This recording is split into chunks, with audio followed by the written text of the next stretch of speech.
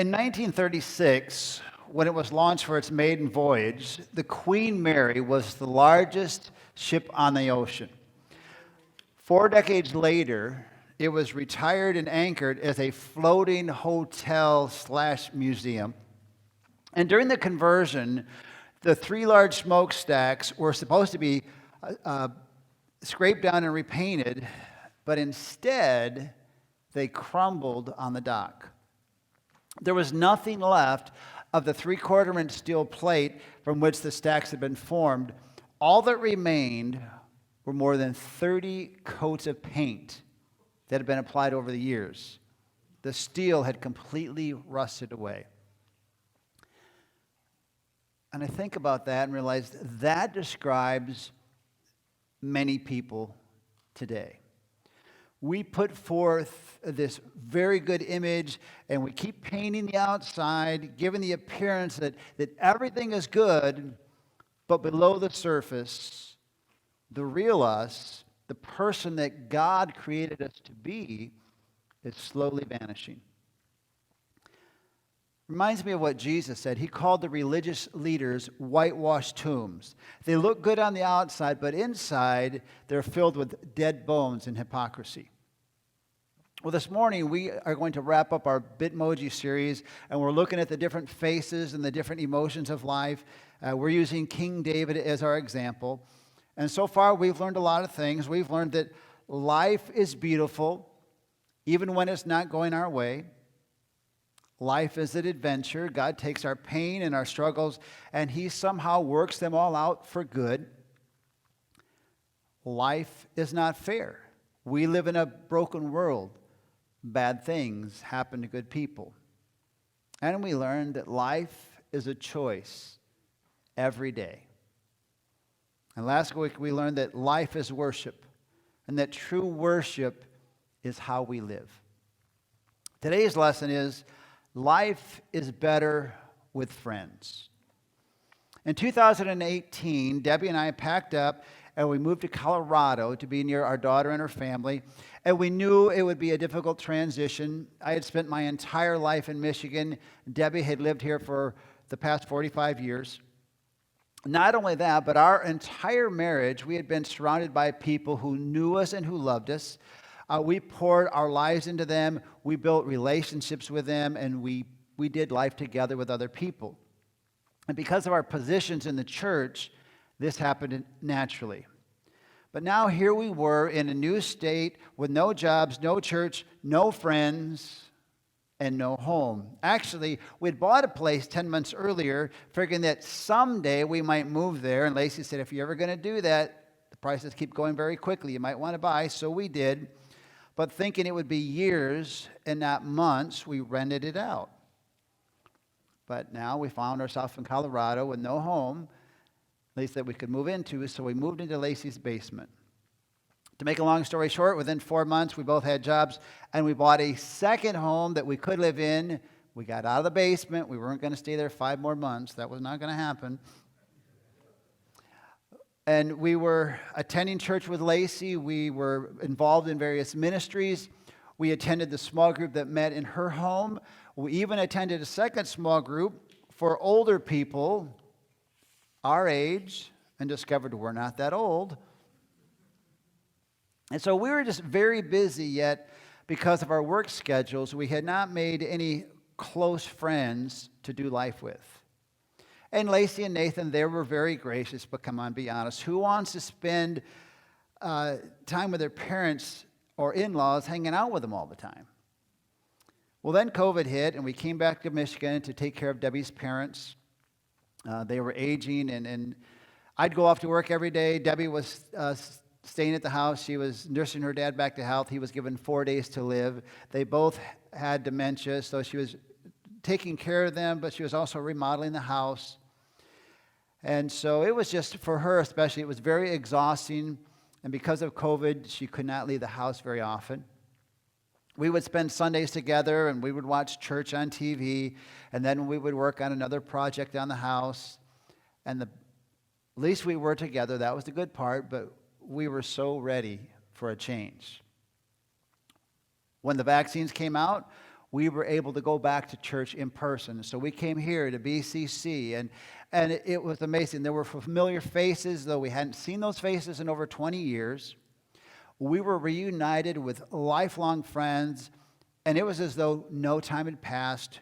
We picked up where we left off, and finally, we had someone to do life with. And for the first time in 3 years, life felt normal again. And it wasn't because of COVID, it was because of friends or lack thereof. And so that is our truth for today. Life is better with friends. Friends make the struggles of life easier. Eric Greitens writes, friends help us flourish. They lighten our burdens, enlighten our thinking, enrich our lives. When we lose sight of our commitments, they remind us of them. When we falter, they help us stand, and we do the same for them. You know, we tell our kids, choose your friends wisely. We tend to forget this also applies to adults. Have you noticed that grumpy people tend to hang out with grumpy people? Complainers tend to do life with those who complain, and those who think life is not fair have friends who think like that. They have the same attitude.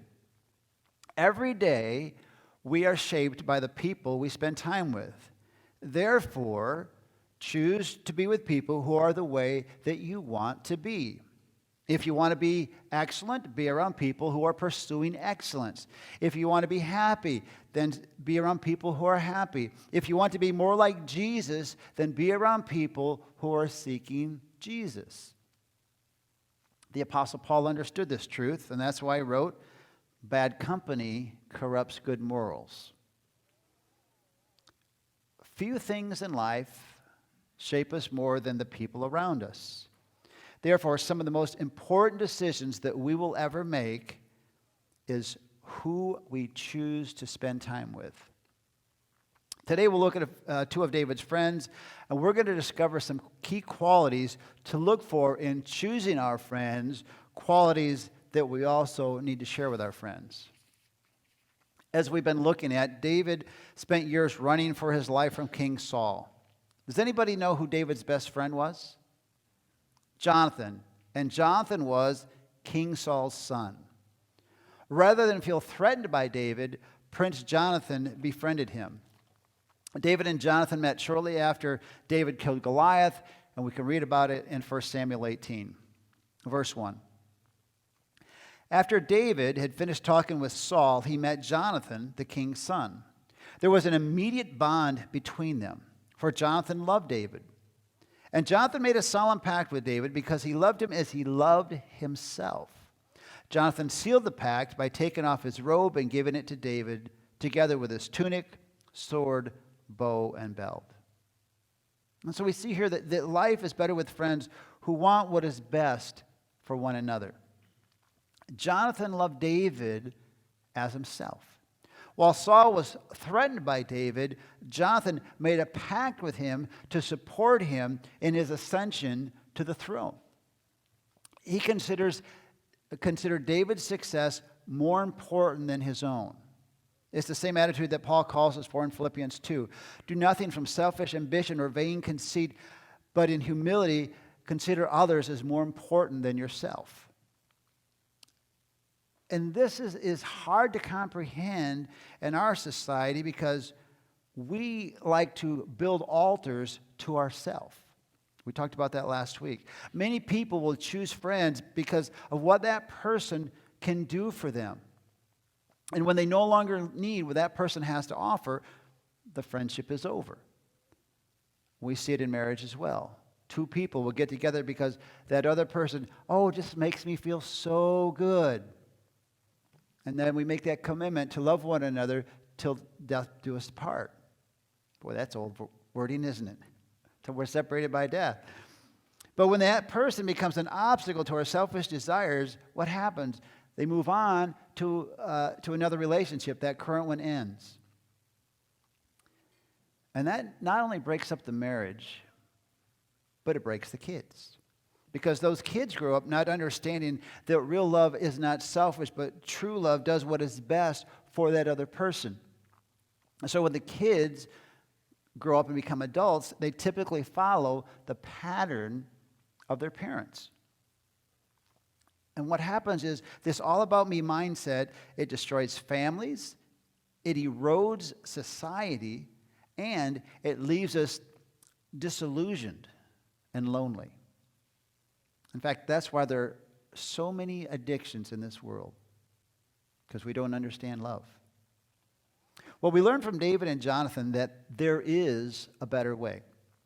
Life is better with friends who want what is best for one another. The ancient world understood this truth. Cicero said, "A true friend is a second self." Aristotle wrote, "A friend is a single soul dwelling in two bodies."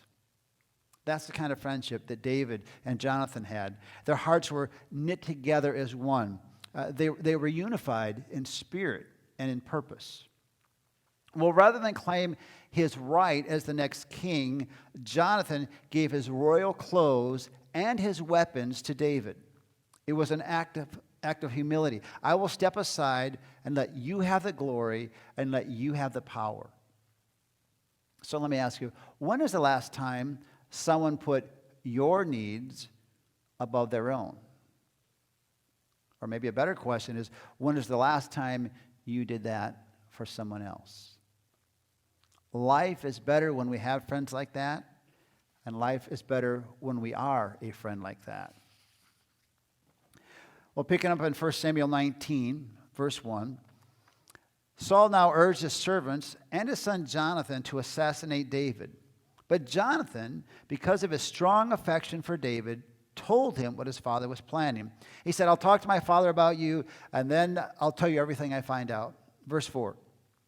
The next morning, Jonathan spoke with his father about David. "He's never done anything to harm you. He's always helped you in any way he could. He risked his life to kill the Philistine giant. You were certainly happy about it then. Why should you murder an innocent man like David?" So Saul listened to Jonathan and vowed, "As surely as the Lord lives, David will not be killed." Well, here we learn life is better with friends who will stand up for us. Jonathan was willing to take a stand for David, even if it meant standing up to his father. Are we that kind of friend? Do we stand up for the truth and those we care about, or do we keep quiet because we're afraid of the consequences that might come our way? Now, Jonathan never knew how his father was going to react. There was one time Saul was so furious with Jonathan for taking David's side that he hurled his spear at Jonathan's head. So Jonathan just never knew, how's my dad going to react? And so he's kind of stuck in the middle between his father and his best friend David. Which side did he choose? God's side, the side of righteousness. And you and I are called to do the same. We are called to honor our parents as Jonathan did. However, honor does not mean doing wrong. Above all, we must honor God. That was Jonathan's ultimate goal in life, as was David's, and that's why they were united in spirit.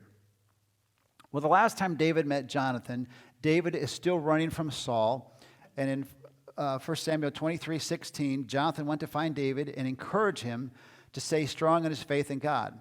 He said, "Don't be afraid," Jonathan reassured him. "My father will never find you. You are going to be the king of Israel, and I will be next to you, as my father Saul is well aware." So the two of them renewed their solemn pact before the Lord. Then Jonathan returned home while David stayed at Horesh. Did you notice Jonathan's passion to be faithful to God? That David's going to be king, and I'm going to be right by your side. That's God's plan, and I'm going to follow through on that. True friends stand up for each other. They do the right thing, and they sacrifice for each other no matter the cost. And with friends like that, then we can become all that God created us to be. Jonathan was a key figure in God's plan for David's life. So let me ask you, Who is God calling you to pray for, to encourage, to motivate, and maybe even sacrifice for, so that they can experience God's best in their life? Well, I want to look at a second friend who was a major influence in David's life. It's the prophet Nathan. And here we see another side of friendship. It's an aspect that each of us also needs in our life, though we often reject. After David became king, as so often happens, the power went to his head. Being full of himself, David stopped thinking about what God wanted. He focused on what he wanted. And that's just never a good place to be. It wasn't good for David. It's not good for us. First, David used his power as king to take another man's wife. Then David again misused his power. He tried to cover it up. And he had her husband killed, really not the actions of a man seeking God. And that's where Nathan the prophet comes in. Let's pick up in 2 Samuel 12, verse 1. So the Lord sent Nathan the prophet to tell David this story. There were two men in a certain town. One was rich and one was poor. The rich man owned a great many sheep and cattle. The poor man owned nothing but one little lamb he had bought. He raised that little lamb, and it grew up with his children. It ate from the man's own plate and drank from his cup. He cuddled it in his arms like a baby daughter. One day, a guest arrived at the home of the rich man. But instead of killing an animal from his own flock and herd, he took the poor man's lamb and killed it and prepared it for his guest. David was furious. As surely as the Lord lives, he vowed, any man who would do such a thing deserves to die. Then Nathan said to David, you are that man. Nathan was taking a risk in confronting David. Not only their friendship, but his very life. He could have been killed for speaking to the king in that way. But Nathan knew the right thing to do. He had to confront his friend with the truth for David's sake. And you know, just as God did for David, he will often send people to us to confront us regarding our sin. And the question is, do we listen or do we get mad and get angry? And it was David's response that set him apart from most people. Because rather than get defensive and angry or make excuses, David confessed to Nathan, I have sinned against the Lord. David repented, and God forgave him. His relationship with God was restored. Now, David still faced severe consequences for his sin, just as you and I do at times. Unfortunately, many people equate forgiveness as no consequences. Forgiveness actually means the offended party is willing to give you a second chance and continue in the relationship rather than write you off. That's what forgiveness is. Someone has said, real friends are those when you make a fool of yourself, they don't think you've done a permanent job. Well, we learn here that life is better with friends who will speak the truth, even when it's difficult to hear. One day I was meeting 3 other guys for lunch, and one of them said, my wife and I had an argument. We haven't spoken to each other in 4 days, and I don't know how long this is going to last because I am not going to apologize. I always apologize, and she never apologizes. Well, the other 2 guys at the table had each been divorced, and they were now remarried, and they had learned that this process comes with a lot of pain and heartache and a whole new set of struggles.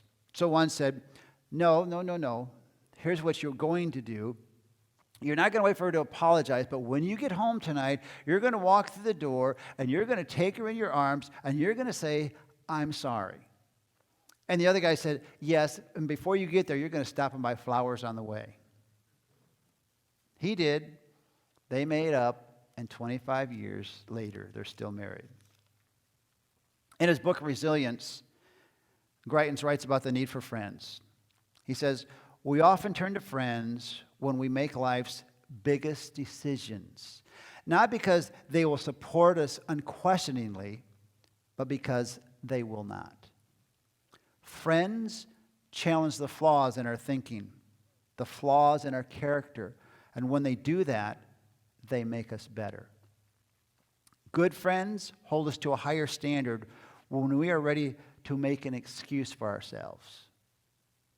Friends sympathize with our pain, but they stop us from wallowing in it. Friends point out our blind spots, and they do so not with vindictiveness or cruelty, but out of honesty, love, and a desire that we live the fullest and best life possible. That's my friend Jim. We've had so many conversations, and whenever he said something I didn't want to hear, I knew it was not vindictive, but he cared about me, he wanted what was best for me. True friends talk to the person rather than about them behind their back. Or, as Oscar Wilde said, a true friend always stabs you in the front. And that's what I love about my friend Ken, because I always know what he's thinking, and he always stabs me in the front. Life is better with friends who will tell the truth, even when it's difficult. Although I think many times we don't want to talk to them anymore, but they're doing what's best for us. There's another aspect we see in this interaction. Life is better with friends who bring out the best in us. Nathan was willing to confront David, and as a result, David repented, and the best in David came shining through again. Because of Nathan's friendship, David returned to the person that God had created him to be. That's what friends do. They bring out the best in us. As part of his doctoral thesis, a college student spent a year living on a reservation with a group of Navajo Indians. And the entire time he was there, he lived with one family, he worked with them, he ate with them, he slept in their hut. The family's aging grandmother spoke no English, yet the two of them spent a lot of time together, and they developed a very close relationship. Over time, he learned a few phrases of Navajo, and she picked up a little bit of English. When it was time for him to leave, the tribe had a going-away celebration, and the grandmother approached him to tell him goodbye. And as she did, tears are streaming down her face. She took his face, she placed it in her hands, and she looked him in the eye, and she said, "I like me best when I'm with you. I like me best when I'm with you." See, that's the sign of true friendship. We bring out the best in each other. Do you have those kinds of friends in your life? Are you that kind of friend to those around you? If not, you're missing out on one of God's greatest resources. Friendship is part of the adventure God has planned for your life.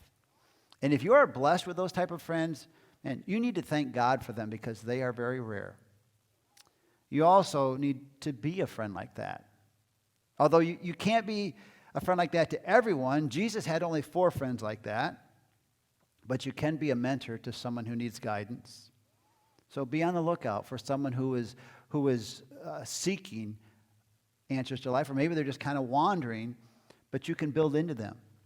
You can meet with them. You can pray with them and pray for them. You can encourage them, and you can ask some hard questions. You can share your struggles and how you've learned, and always give them hope through Jesus. And you'll discover that if you're available, God can use you in big ways.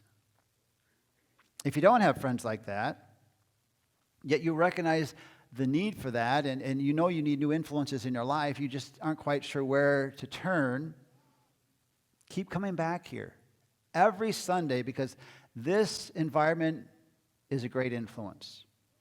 But don't stop there. Get involved in a small group. Did you know that, at least from my opinion, small groups are just as vital as Sunday morning worship? Just as vital as Sunday morning worship.